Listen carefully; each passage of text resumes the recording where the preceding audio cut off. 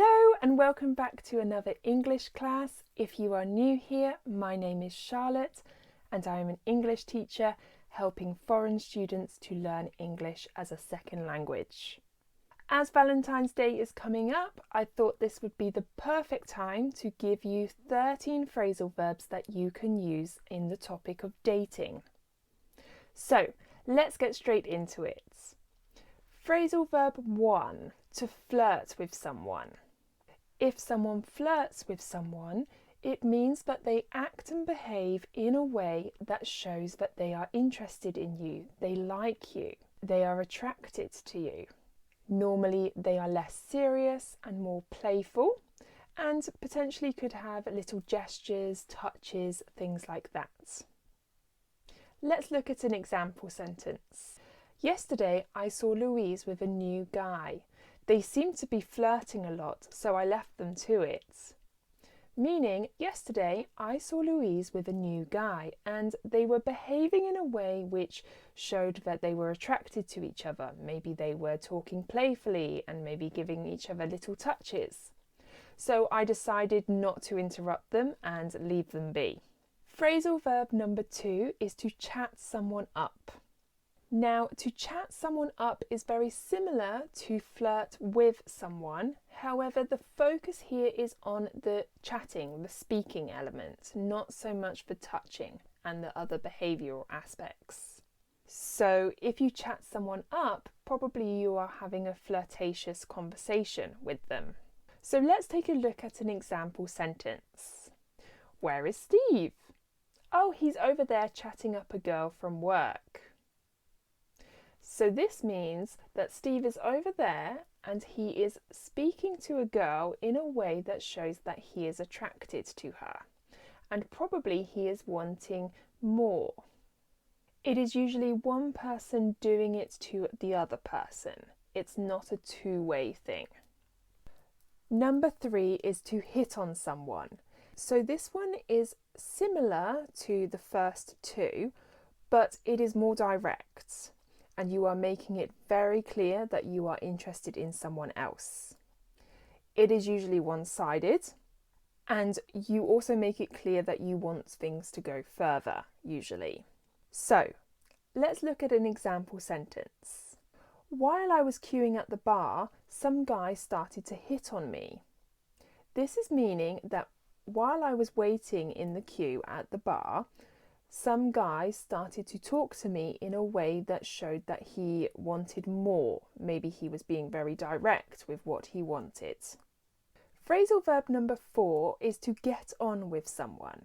Now, this phrasal verb is used in dating, but can also be used with normal relationships. To get on with someone basically means to have a good relationship with someone, and normally you are friendly with each other. So let's look at an example sentence. Paul and Rachel get on very well, meaning they have a good relationship with each other and they are friendly towards each other.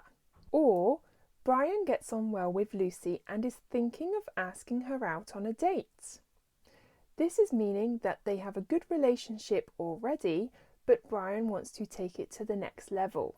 Phrasal verb number 5, to hit it off with someone. Again, this phrasal verb is not solely for dating, it can also be used with general relationships. If you hit it off with someone, it means that you have a good relationship and are friendly with each other as soon as you meet. So, an example sentence could be, Kerry and John really hit it off. And this is meaning that as soon as Kerry and John met each other, they instantly started having a good relationship. They were really friendly to each other from the moment they met. Phrasal verb number 6 is to be into someone. If you are into someone, it means that you really like someone, you adore someone. It can be used with people. It can also be used with activities. So I will show you both versions. Larry is really into Vera. You can tell by the way he looks at her. This means that Larry looks at Vera in a very loving way, and you can tell that he really likes her. And if we think with activities, we could say, I am really into hiking. This means that I really like hiking. Phrasal verb number 7 is to ask someone out. If you ask someone out, it means that you are asking them on a date. So let's take a look at an example sentence.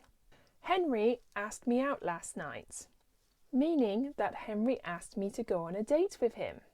Phrasal verb number 8 is to dance around something. Now again, this one does not necessarily have to be with dating. It can be used in other contexts too. However, it's very common in dating that this happens.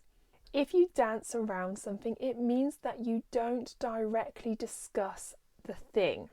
So you avoid discussing the particular topic and you don't deal with it directly. An example sentence in dating could be, Paula wanted to ask Jake out, but she kept dancing around the topic.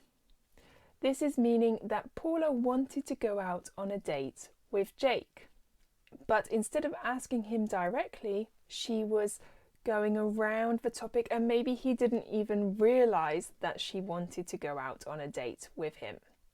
Phrasal verb number 9 is to get dressed up. Again, this one can be used in other contexts, not only in dating, but if you get dressed up, you wear nice clothes and you put effort into your appearance.